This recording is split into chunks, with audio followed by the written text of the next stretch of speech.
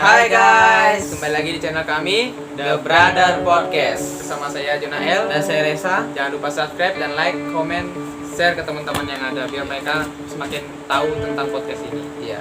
Gimana Res podcast kali ini? Ya kita BBS nih. Apa itu BBS? Bincang-bincang santai. Oh bicara sama siapa gitu?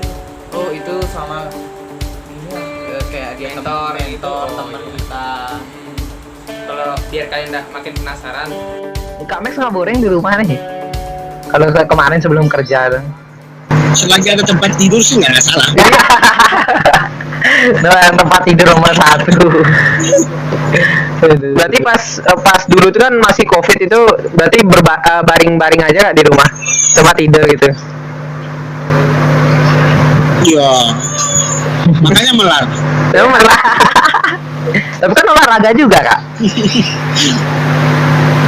Ya, olahraga nggak sebanding sama yang Olahraga dari jam 6 sampai jam 7, sisanya itu tidur terus. Iya. sama juga itu melah. sama makan. Iya, tidur makan. Nggak sebanding. Kalau pandemi ini gimana menurut kakak, misalnya untuk yang orang-orang kayak yang di rumah itu Kak, kayak misalnya libur sekolah itu kan, mereka apa yang bisa kakak kasih tahu gitu, nasihat untuk mereka gitu Kak? Oh, nasihatnya apa sih? Oh, kalau untuk yang lagi ya karena dengan kondisi gini ya, dengan pandemi kayak gini, Iya. ya tetap jaga kesehatan itu, kemudian coba pikirkan hal-hal produktif apa yang bisa dilakukan di rumah selain Waktu. tiduran. Iya. Ya, gitu. Misalnya mungkin kerjain bantu buat apa gitu ke di rumah, Biar jadi liburan orang baru tua lah apa kayak gitu. Menurut Kak Max, ini pandemi ini mempengaruhi mental nggak? Mental kita. Kalau sebenarnya sih ya pasti pengaruh karena kadang kita nggak siap Iya. nggak siap dengan kondisi seperti ini. Tapi kalau kami sebenarnya sih lambat laun kita juga pasti akan terbiasa. Iya. Dalam kondisi seperti ini kan kedepannya kita bisa tahu kalau apa yang harus kita lakukan untuk menghadapi kondisi-kondisi seperti ini, misalnya kayak gitu. Jadi orang-orang akhirnya ngerti gitu loh. Jadi contoh misalnya dia lagi di zona nyaman, ya kan?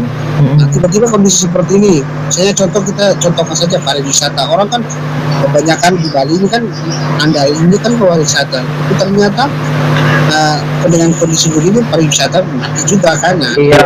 kan mereka belajar tidak selamanya apa yang mereka andalkan itu akan bertahan, ya kan? Jadi mungkin mereka bisa ya setidaknya nanti ke depannya mereka juga harus bisa memikirkan plan A, plan B, dan plan C jika terjadi hal yang mungkin saja mereka tidak inginkan terjadi.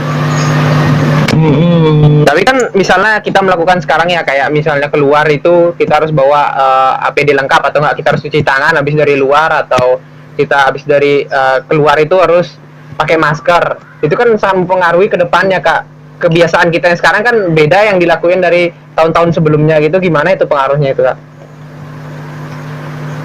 Ya pengaruhnya sih masih seperti itu tadi yang seperti kami bilang bahwa ya otomatis ada pengaruh karena Iya.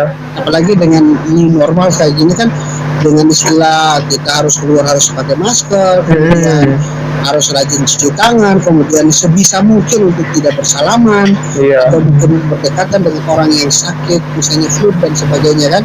Nah itu kan merupakan kebiasaan yang akan kita terapkan di new normal seperti ini yang akan datang ini. Jadi ya berdampaknya itu kayak gitu, artinya kita akan merasa bahwa tidak kebiasaan kita yang sebelum itu kan namanya juga kebiasaan kan. Iya. Kita mau diubah pasti nggak nyaman. Nah, itu dah Kak. Nyamannya, tapi kalau nggak nyaman itu tetap akan kita rasakan karena kita berubah dari kebiasaan yang semula.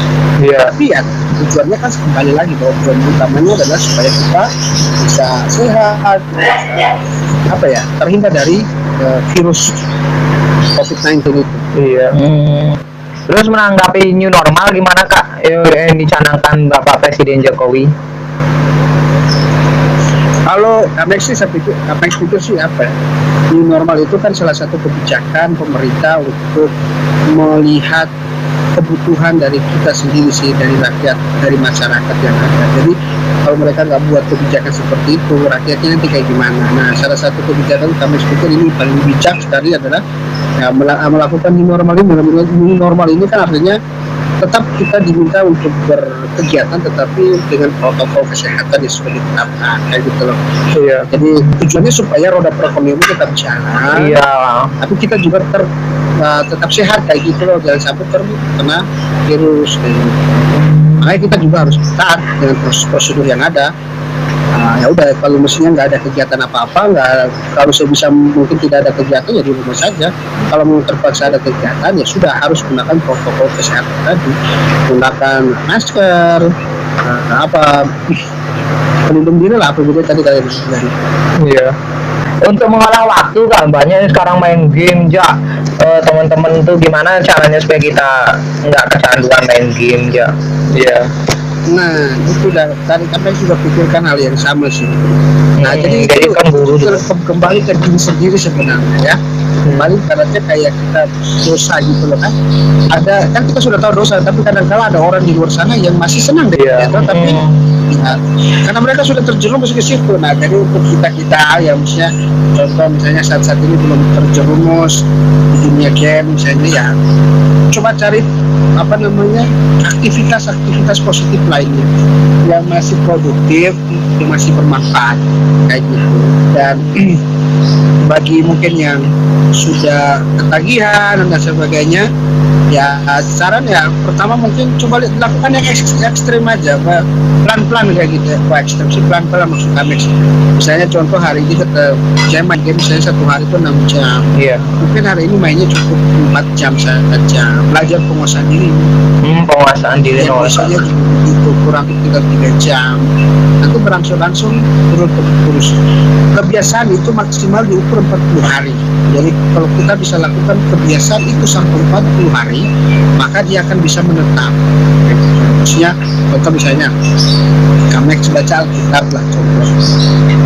Mau baca Alkitab tiap hari misalnya 5 pasal.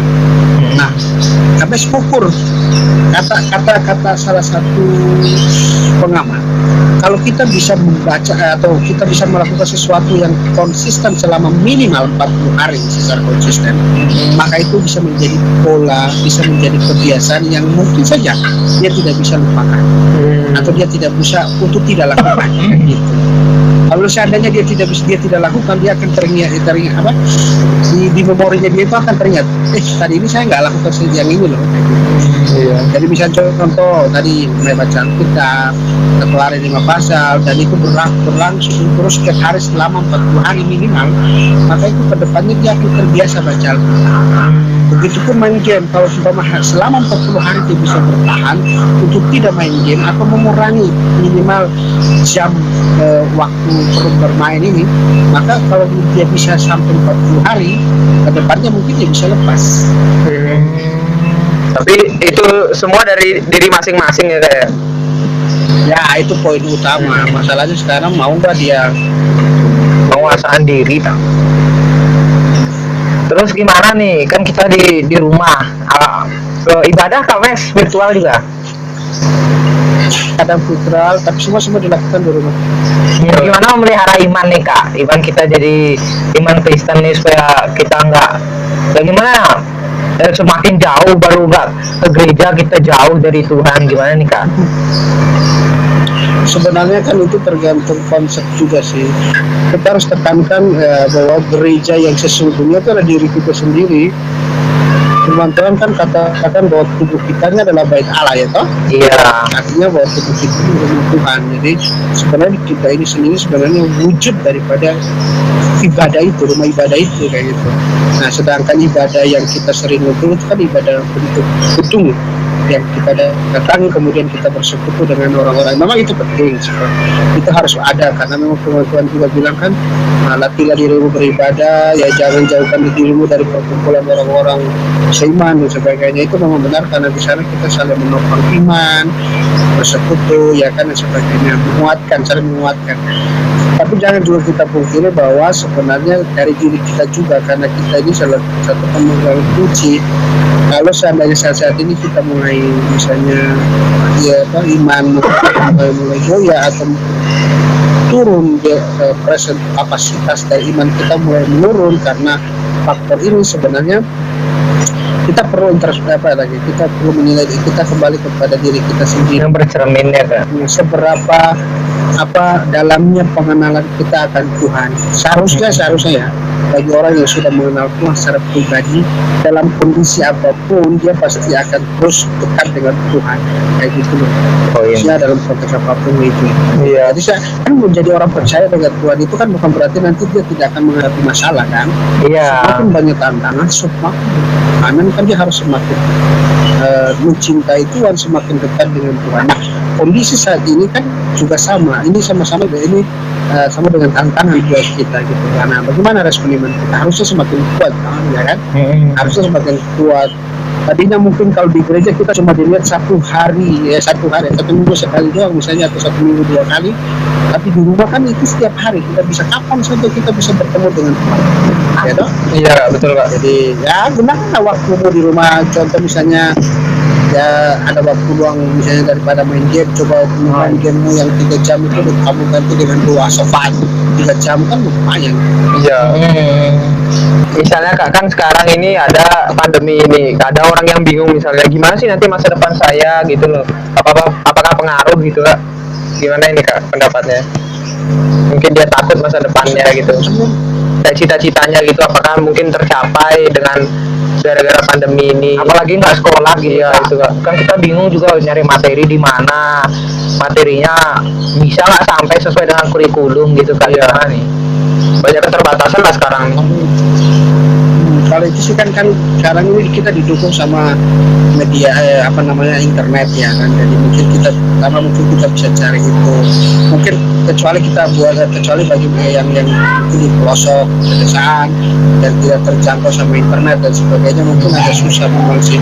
Tapi ya setidaknya begini, bahwa ini kan bukan cuma kita aja yang ngalamin, semua orang kita ngalamin. Jadi kami pikir sih untuk masa depan ini kan ada di tangan Tuhan ya toh. Iya, kembali lagi ke Tuhan ya. Bukan ada di tangannya corona ya. Jadi corona ini kan cuma pandemi. Jadi corona ini kan semacam tantangan global, masalah global yang terjadi saat ini. Jadi ini ada waktunya dia akan selesai. Ada waktunya nanti. Tinggal bagaimana kita sabar menunggu sampai proses itu selesai. Nah, untuk menunggu ini yang kami sebutkan tadi, perlu kita mempersiapkan, jangan sampai kita terlena dengan corona. Oh iya, karena corona jadi kita sampai di rumah, bukan seperti itu. Nah, ini pun kesempatan buat kita untuk menggali sebenarnya. Saya contoh, tadinya kita jarang ketemu, mungkin jarang guru, artinya kita punya kesempatan eksplor lagi. Misalnya tadi materinya cuma sebatas ini, guru sampaikan, kita punya waktu sebenarnya banyak waktu kita di rumah untuk menggali lagi, karena biasanya guru kan kalau kasih materi kalau dalam kondisi begini kan nggak lama-lama kan, cuma jepret foto kirim tugas selesai. Nah, waktu kalian punya kesempatan untuk menggali materi itu lebih rinci lagi, lebih panjang, sedalam mungkin menggali materi itu. Memang kadang-kadang kan kalau kalian guru sendiri ya, itu disimpan, ditulis di kertas atau apa, nanti kalau ada kesempatan bisa ditanyakan ke gurunya gitu. Tapi setidaknya kalian punya pengalaman menggali materi. Jadinya berarti kalian sudah punya langkah antisipasi, restart duluan kayak gitu lah ibaratnya, sudah berusaha mencari tahu sendiri. Nah, ini salah satu contoh-contoh hal positif yang bisa dilakukan sehingga walaupun dalam kondisi begini, tapi kalian bukan berarti terlena kemudian, tapi kalian punya nantinya ke depannya kalian bisa punya banyak pengetahuan yang mungkin saja teman-temanmu yang lainnya yang terlena itu mereka tidak dapatkan, tapi kalian sudah. Kalau misalnya mereka pas kalian masuk ke sekolah nanti bisa mungkin ngomong sama guru, Pak maaf kami belum dapat materi ini, tapi kalian tidak, kalian kan sudah pelajari itu, tinggal kalian bertanya kepada hal-hal yang misalnya kalian nggak ngerti. oh kami waktu itu sudah pelajari kok Mister atau Pak Guru atau Bu Guru, waktu kami diberi tugas kami berusaha menggali itu dan beberapa hal kami sudah mengerti, cuma ada beberapa hal penting aja ini yang kami catat ya ketika kami mau mengerti mohon diperjelas. Nah seperti itu sehingga ya walaupun dengan begini tapi kalian masih bisa, nah untuk masa depan itu kan kembali, masa depan itu kan bukan Tuhan. Jadi Iya. hari ini kita mau berusaha kayak gimana pun, mau kayak gimana semuanya kita harus berserah sama Tuhan. Intinya bahwa kita tahu bahwa setiap jeripaya kita tidak akan pernah sia-sia, ya gitu. Iya, betul Kak. Amin. Ya, sama lagi. Terus Kak, pesannya nih di akhir nih Kak, apa pesannya untuk seluruh teman-teman kita yang di luar sana tuh Kak? Dan kita sendiri juga. Pesan apa ini? Ya pesannya gimana ke depannya, untuk ke depannya, nah untuk melewati pandemi ini gimana? Kalian harus bisa belajar untuk melakukan segala sesuatu dengan apa ya, tanpa harus disuruh-suruh, inisiatif. Lakukan segala sesuatu inisiatif aja. Yang penting itu positif lakukan. Iya. Lakukan itu dan apa namanya? Lakukan hal positif di rumah dimanapun kalian berada, lakukan itu. Kemudian belajar tetap percaya sama Tuhan Yesus bahwa Tuhan menyiapkan rancangan yang indah buat kalian. Siap. Ya, supaya apa? Supaya jangan sampai kalian lupa bahwa Tuhan sedang memperhatikan kalian. Nah, itu yang penting yang perlu kalian pegang. Dan lakukan terus bagian kalian, apapun yang menjadi tugas kalian lakukan sampai tuntas. Jangan sampai karena dengan kondisi begini, ini nggak mungkin mereka mau cek lah, nggak mungkin mereka mau ini dan itu. Nah, lupa, jangan sampai pikiran seperti itu ada. Pastikan bahwa saya kalau dikasih tugas saya sudah selesaikan dengan baik. Dari siapapun. Ya seperti itulah kurang lebihnya. Gitu. Oh ya Kak. Pesan buat saya ke depan. Ya, makasih loh Kak. Makasih udah ganggu nih Kak. Iya. Habis itu capek, habis pulang kerja juga loh. Kita ganggu sebentar. Ya. Terima kasih ya. Terima kasih Kak. Dari Sumberkati ada ya. Sumberkati Kak. Salam untuk Satu juga istri anaknya Kak. buat semua. Iya. Yuk. Yuk, dah. Ya guys, itu tadi percakapan kita dengan mentor. Ada yang terberkati nih tentang semuanya, semua yang dipaparkan tadi. Ya kalau yang terberkati, kalian bisa membagi ke teman-teman kalian, di share. Ya. Jangan lupa di subscribe, like, supaya kita tambah ginilah konten-konten kita lagi terus untuk memberkati kalian semua Ya. di rumah. Jangan lupa subscribe, like, and comment ya Ya. di channel kami The Brother Podcast. Sampai jumpa. Di Bye bye. konten-konten kita selanjutnya.